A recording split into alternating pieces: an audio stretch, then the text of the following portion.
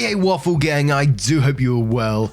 My name is Mark and today we're checking out some more relationship stories, and if you do love a Reddit story, you cheeky so-and-so, why not consider hitting the like, subscribe, maybe that notification bell too, and let's crack on with today's first story.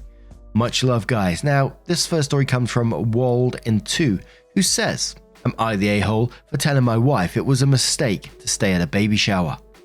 So my wife, 26 female, and I, 28 male, had been married for a year and began trying to conceive in September. No luck so far, but the doctor did say at our first appointment that it typically takes close to a year for most couples to conceive. She's been telling people that she's infertile, which isn't true. Doctor said she isn't. My wife and I went to my work Christmas party in mid-December, where my wife met my co-worker's wife, let's call her Mary, and they took a liking to each other. Mary was pregnant and invited my wife to her baby shower, which was yesterday, and my wife sounded excited to go. I asked her when we were alone if she thinks she'll be fine. I know my wife and I know what typically bothers her. I know she wouldn't bask in happiness over someone else's pregnancy, so I urged her to think it through. She said she's fine and that she was excited, so she went. The baby shower was yesterday. About 40 minutes in, she calls me and asks me to come. I was at a cafe nearby because I knew she wouldn't stay long. I find her at the entrance of the house crying and a bunch of women consoling her. When she saw me, she came to me and pulled me to the garden to talk. She said she was dancing and looked at Mary's pregnant belly and couldn't take it anymore. Started crying and ran out. All of Mary's friends followed her out to console her. I consoled her myself and said, okay, let's go babe, where do you want to go? We can go for a drive so you can feel better. She looked at me weird and asked why she would leave. I asked why she would stay. She said she feels better now and can go and have a good time. I sighed and said, babe, you know that's not going to happen, and I doubt the attention will be on Mary after this, and that's not great. It's her baby shower and she deserves to be celebrated. I can't see how people are going to shift their focus from consoling you to celebrating her if you're still here. She rolled her eyes at me and said she was going back in and that I could leave. 3 hours later, the party was nearing its end, so I go back to pick her up. My co-worker and I stepped into the house and lo and behold, everyone is sitting in a circle with my wife being the center of attention. Co-worker looked for his wife and she wasn't there at all. He called her and she said she left ages ago. My wife and I entered the car and I first asked her how she was feeling and we spoke about it for a few minutes. I then asked her what happened and why Mary left. She said, oh crap, Mary, I forgot to say bye to her. I told her Mary left ages ago. I then said, I know you're going through a hard time, but why on earth would you and her friends do this? If they consoled you for a few minutes, that's fine, but the entire party? We really should have left earlier.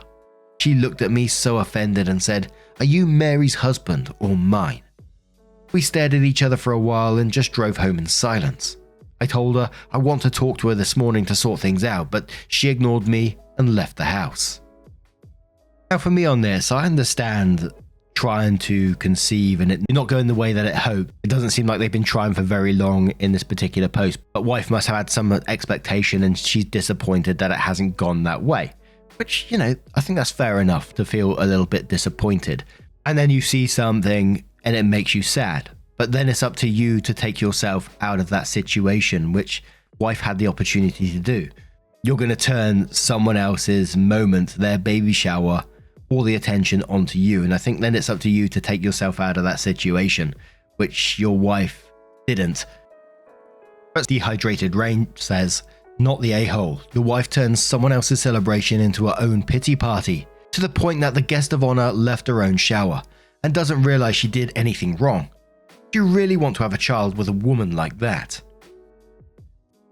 Forsaken Breakfast says, I don't really know where to start with this. Your wife sounds like a lot.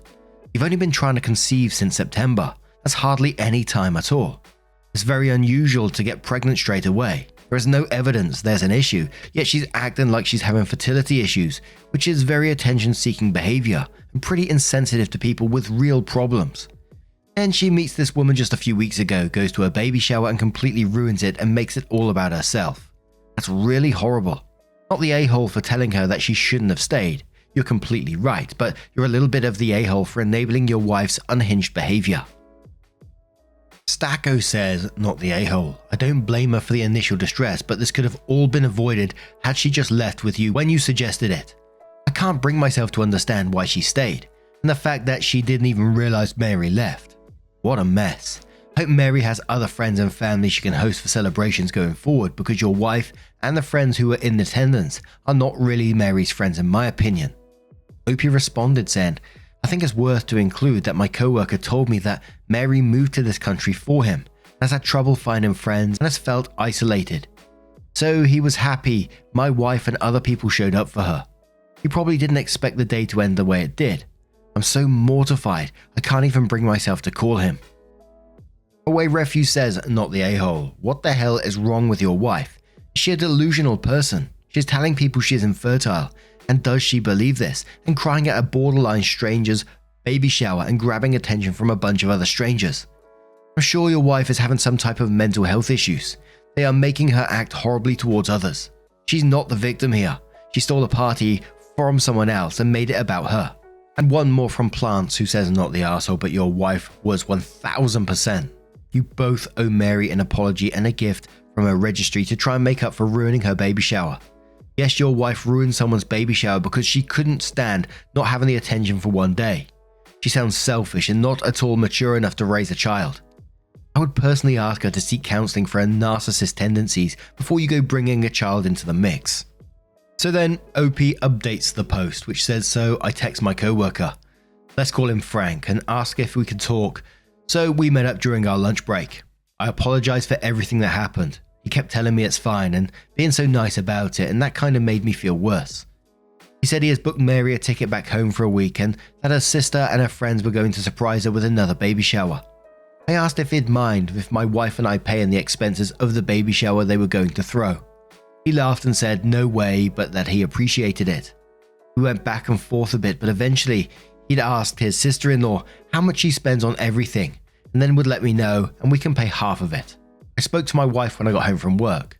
She apologized for ignoring me and said she doesn't know why she behaves like this. She said she is embarrassed and she can't bring herself to come to terms with how she behaved.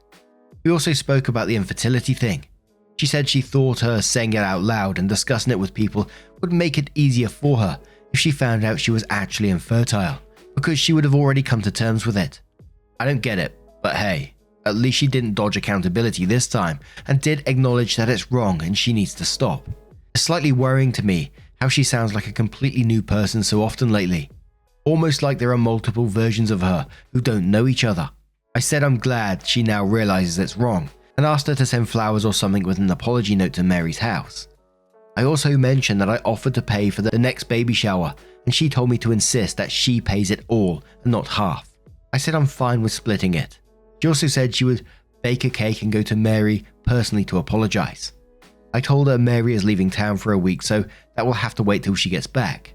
But she did send a lengthy text with a sincere, in my opinion, text. Mary responded saying my wife didn't need to apologize and that she understands what happened, and thanked her for attending her baby shower. Mary also apologized for leaving without saying goodbye to my wife and the rest of the guests. You see how nice Mary and Frank are. Jesus Christ. We decided on both individual and couples therapy soon. Anyone know if it's okay to do them simultaneously? She wants to, but I'm not sure it's a great idea. It was a given that we would stop trying for a baby, so that's definitely on hold for now. So yeah, that's it for now I guess.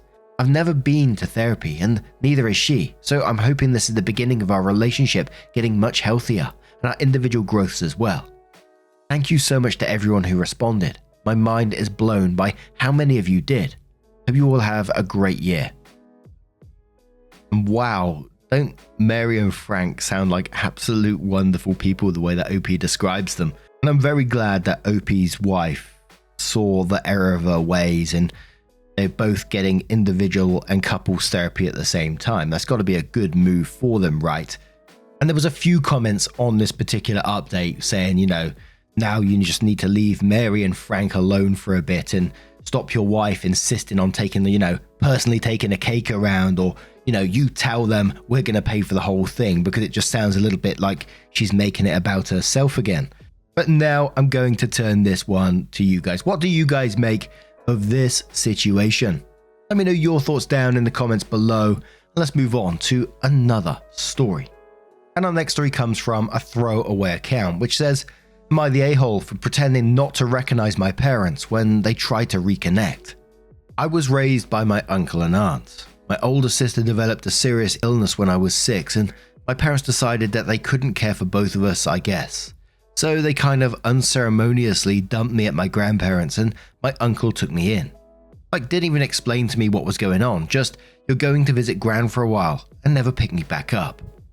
My grandparents and uncle explained it later, and they were pretty livid at my parents. I've seen my parents maybe 5 times since then, and not at all for the last 9 years. I decided to stop having contact with them when I was 12, and since I was the only one reaching out, all communication broke down. It turned out okay. I love my aunt and uncle, and it turns out they can't have kids, so they've always said I'm their miracle kid. I was just misrouted by the stork at first. I was formally adopted by them when I turned 18. I wish it had been earlier, but there were some red tape things that would have made that really expensive and difficult. I'm 21 now. My sister passed away between Thanksgiving and Christmas, and I made a trip back from school for the funeral, but I stayed in the back and left before my bio parents could talk to me. They called my uncle to try and talk to me, but I said I didn't want to, so he told them that I wasn't available at the moment. They finally caught up to me over Christmas when I went to midnight mass with my gran, and approached me and tried to give me a hug. I did recognize them, but I pretended not to and just backed off and said, "Sorry, do I know you?" They said, "We're your parents." And I said, "My parents are at home," and went and sat down with my gran. They sat behind us and I could just feel the stare. And on the way out, they were like, "You really don't recognize us?" And I said, "Oh, you my dad's brother. I think I remember you from when I was little." My gran thinks they deserve it, trying to come back to me like nothing happened. But they wrote me a long letter about how hurt they are and how I should understand that they were trying to do the right thing, and how they'll always be my parents and I can't change that. Other family members think I was too harsh as they are grieving. But I don't think they should get a pass just because they remembered me now that my sister is gone. As 22 asked OP, "Would be interested to know if in the letter they asked how you are, if you need anything, offered to help pay for college or anything. Did they pay child support to your uncle when you were growing up? Everything seems to be about them, what they want and feel, so nothing's changed." OP responded and said they just talked about how hurt they were and how they wanted to repair the family and all that. I don't know if they paid child support when I was a kid, but I'd be surprised if they did. I get the impression that they just stopped asking how I was after a certain point, and my uncle and gran let it go because they thought having them randomly express interest and then disappear again for months was hurting me worse than them not being around at all. I don't know if they're really selfish or just like not functioning well as people, because even the early part of my sister's illness was awful to watch. I can't imagine that it got less hard as it got worse. So I can see why they might be like this, but at the same time, I feel good about my life right now, and I don't want to get dragged back into all of that. Maybe sometime down the road, they can fill an aunt/uncle role if they can calm down and respect that I've moved on, but I've got the parents I need and want already. Anderson says, notice how in their letter they only focused on themselves, how hurt they were, and they had the audacity to tell you how you should be and feel. These people are garbage and deserve to know and be told repeatedly that they are garbage, not the a-hole. Rinse and repeat. Just here for the tip, says Not the a-hole, you're my effing hero. Most people would freeze in the moment, especially when already preoccupied with grief and sadness, and only think of the perfect line minutes, hours, or days later. But not you, you legend among us mortals. I'm so very, very sorry for the traumatic and heartbreaking experiences you went through, but somehow that path still led you greatness. No pressure, OP, but I think you're going to save the world one day. Good on your parents for making it official. Otherwise, I would toss out the idea of adopting you myself. Lish Dish says, Not the a-hole. They're only trying to reconnect with you because your sibling died. Honestly, I wish I had the balls to do something like that, because I totally would if I were in your situation. Your parents should have realized that they can't just expect you to want to talk to them again, especially since it wouldn't have happened if your sister was still alive. Wicked Love 7 says, Not the a-hole at all. They can't trash you like yesterday's leftovers and expect you to care about them. I was the sick kid. If my parents ever did this to my older sibling, I'd lose my crap. I'm sorry this happened to you. I'm glad you have lovely parents, aunt/uncle, that they took you in when your parents failed at their most important job. They didn't get to have you back in their life now that it's convenient to them. But now I'm going to turn this one to you guys. What do you guys make of this situation? Let me know your thoughts down in the comments below. Let's move on to another story from McCaw, who says, am I the a-hole for prioritizing my parrot over my stepdaughter's wedding? So I'm the owner of a wonderful rescued macaw. She is a wonderful bird, but has a lot of issues due to an abusive former home. I've had her for 3 years, and since then haven't taken any vacations or trips away as it would be too disruptive for her. She distrusts everyone and is very reliant on her routine. I love her deeply and I'm happy to make sacrifices for her. They are permanent toddlers and very intelligent birds. I met my husband by the time his kids were older. My stepdaughter was 16 at the time. We married when she moved away for college. Nevertheless, I thought we managed to have a decent relationship until now. My stepdaughter is getting married in March, and naturally there's a lot of preparation involved. They were wanting a huge traditional wedding and she is stressed out of her mind. They live out of state, and she invited me recently to come visit her for a week to help make wedding plans and spend time with her 2-year-old. I declined and she insisted to know why, acting very hurt, and I explained the parrot. Well, it went downhill from there. She caused a massive fuss with her dad, saying she never got a mother figure and I never accepted her as my full-blood daughter, and this is the ultimate snub for a silly animal. But I'm cold and emotionless. I feel really hurt and I can tell he agrees with her even though he's refusing to take sides.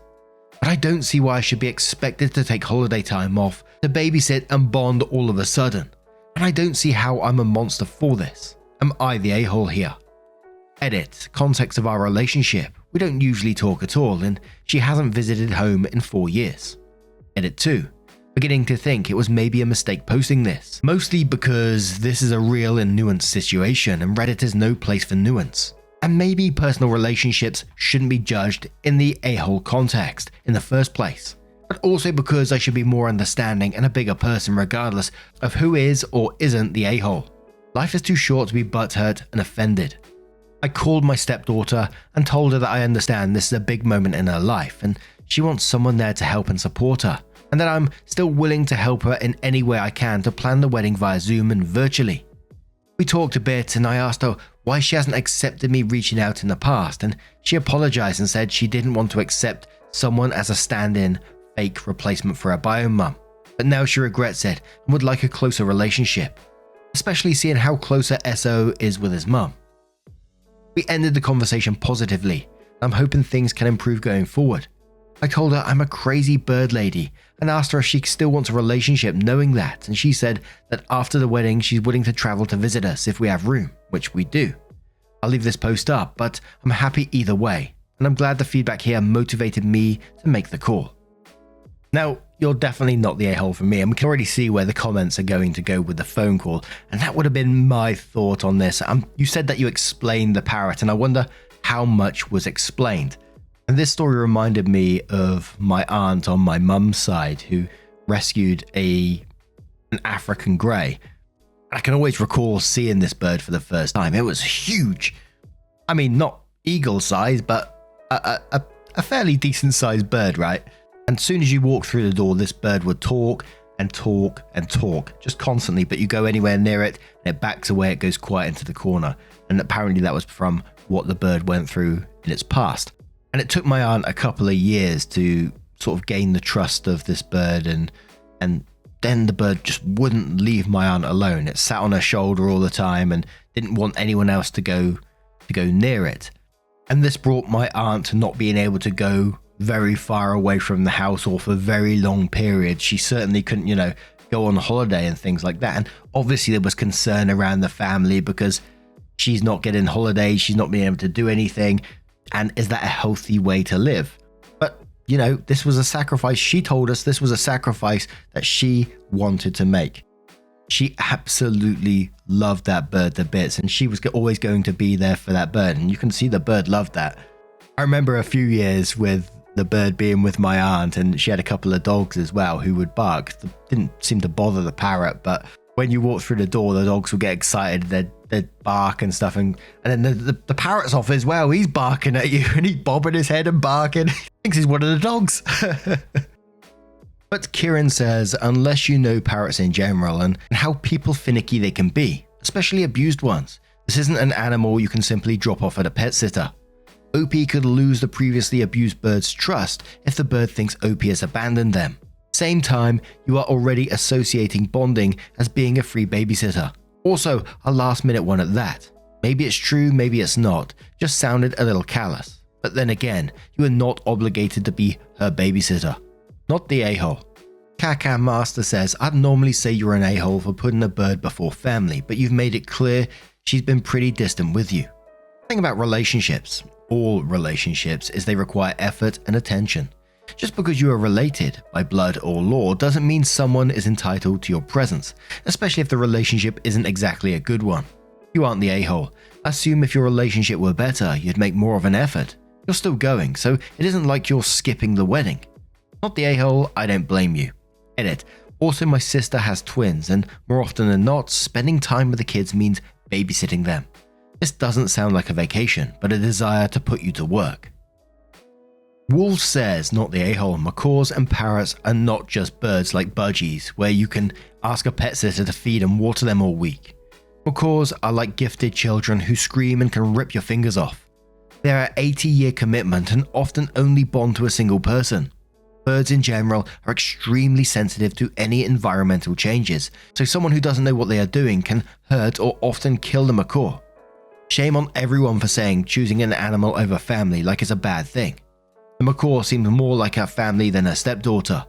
If it was that big of a deal, then stepdaughter would help make accommodations rather than just want a babysitter. And one more from It's Just Me who says not the a-hole. You took responsibility of owning a very demanding pet. Your stepdaughter knew about it since you have the parrot for 3 years. And if she is considering you being a mother figure, I assume she is interested in your life enough to know your limitations. Or does your relationship go only one way, and she assumes she will always be on the receiving end? Now, I'm going to turn this one to you guys. What do you guys make of this situation? Maybe you have a different opinion on the matter. Let me know your thoughts down in the comments below. Now, as always, from the bottom of my heart, just a huge thank you for spending your time with me today, getting involved in the stories. And, as I said, your time is so important. I'm always blown away when I think about it that, you're sat there watching like up to 20 minutes a day of these videos and these stories or on the podcast, or however you're listening in. Thank you so, so much. I'm incredibly appreciative of your time. And hopefully I will see you in the next one. Take care and much love.